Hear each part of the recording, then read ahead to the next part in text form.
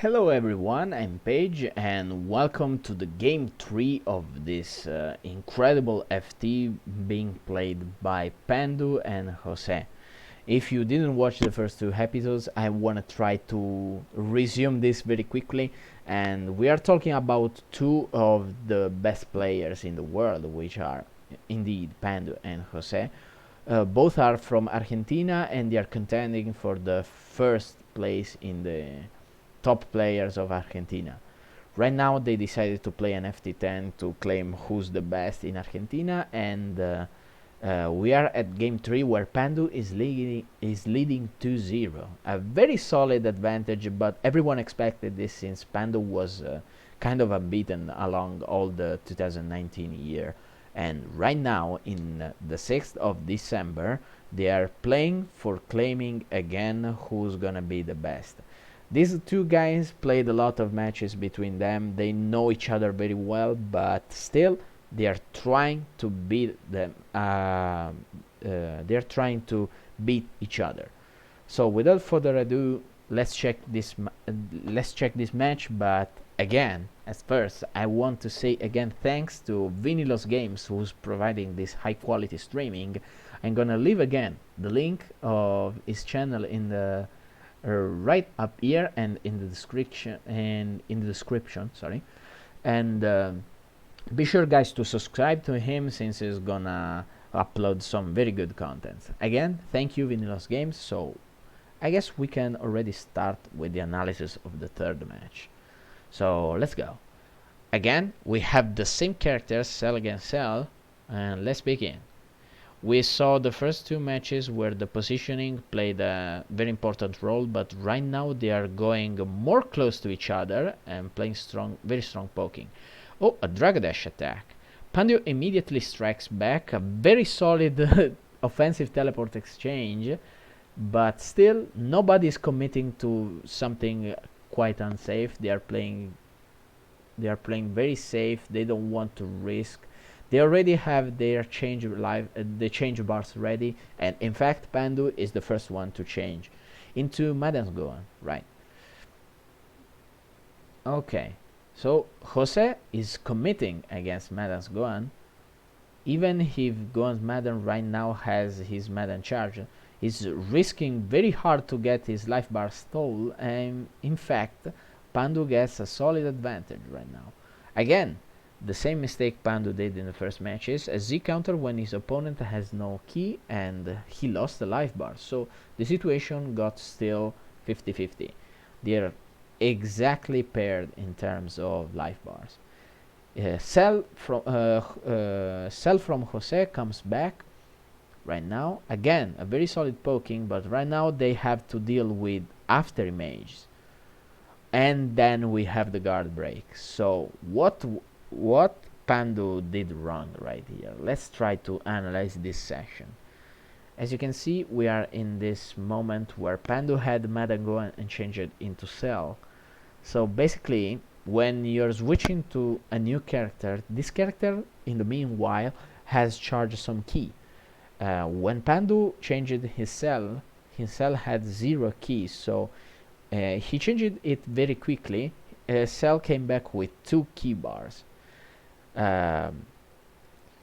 Let's continue to watch, but as far as I remember, not a single blast 2 has been thrown. As you can see, Pandu is wasting a lot of key for his poking.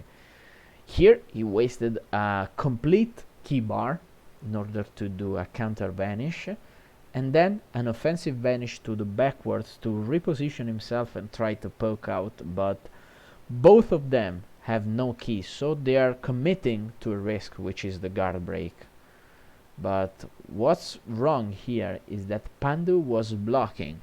He was probably expecting some other key blast from Jose because he was deflecting so quickly, and Jose committed to an half charge blast wave, and it allowed him to get a guard break. So let's see how it goes from here.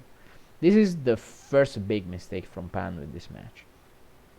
So fully charged Kamehameha has been played, and Jose is committing to granted ground throws, and he fails. the -1 death beams. This could cost a lot for Jose, and in fact he only gets 1 life bar in a very ugly position where Madan Gohan is able to steal another life bar by a blocked Madan. Very cheap, but yeah, you have to play for a win, so Pandu just played this good.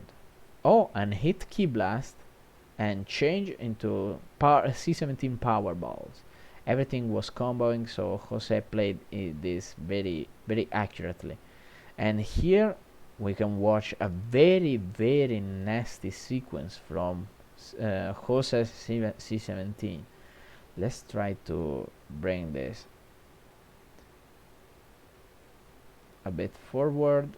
No, here he already committed to that, and you see hit charge Ki Blast into power balls, and here we have ground game where he commits for very ugly position, double L1, then he flanks, he goes for a Ki Blast, so he's sure his opponent isn't turning back.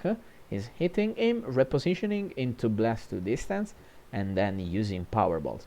Very nasty and accurate sequence from Jose, who is able to even bait out the double L1 from Pandu.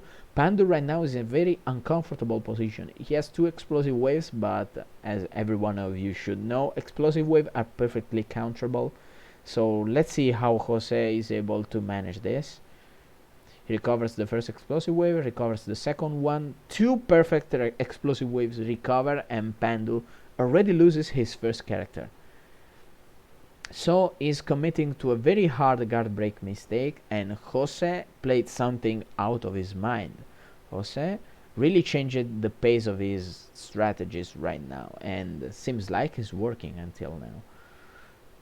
Again, power balls. Pandu manages to block this and goes for the punish. So let's focus right now on a bit of a hidden mechanic. I don't know if we can call this like that, but I'm gonna show you. So you're watching C17, which is slowly charging his key bars, and right now he commits for power balls.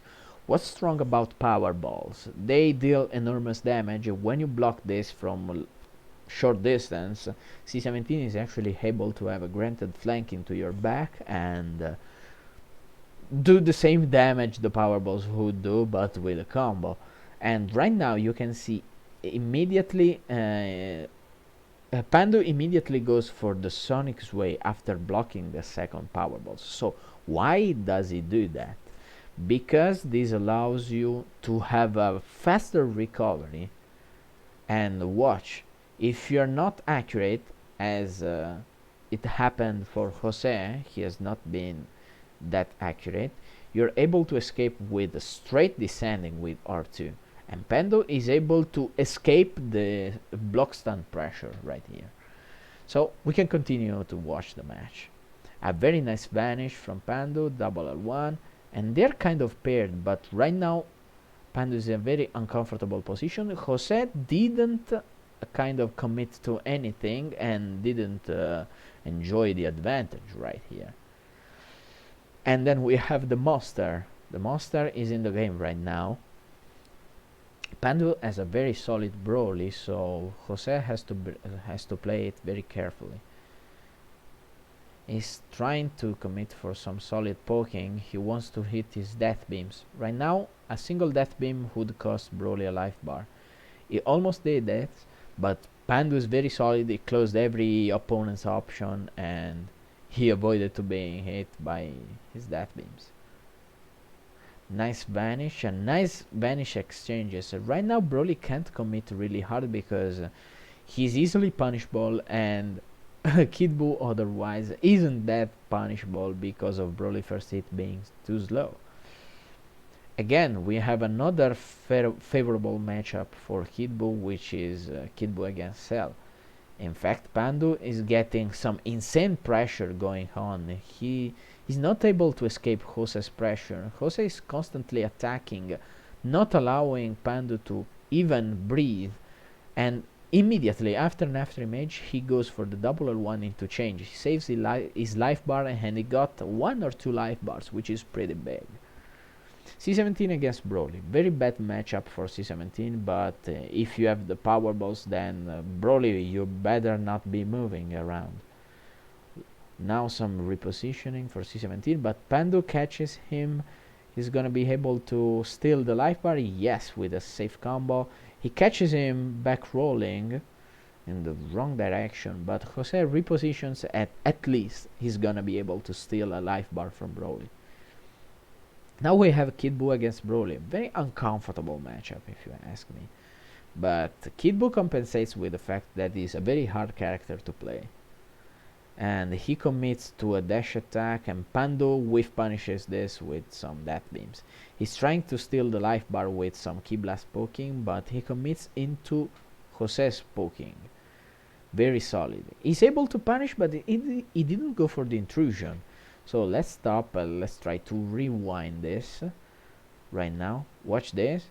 He's able to block the ground slash and punish, but he's not committing into an intrusion. He goes for the flying kicks, and this is a very big mistake from Pandu.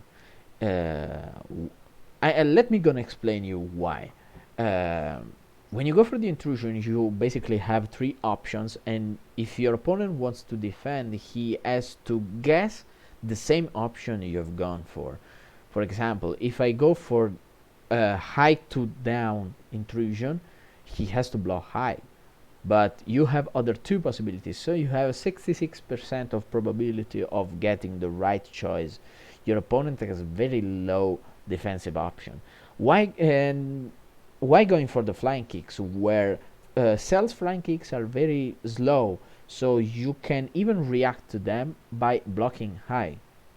There are no variables, there are no differences. Flying kicks are just flying kicks, and you block them with high blocking. So this is very nasty from Pandu.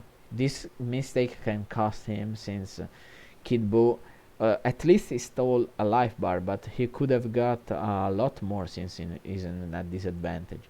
We can think that Pandu is already under pressure because of this mistake, but here Jose manages to get him in a very uncomfortable position. Pandu defends as until his last HP, but he gets himself killed.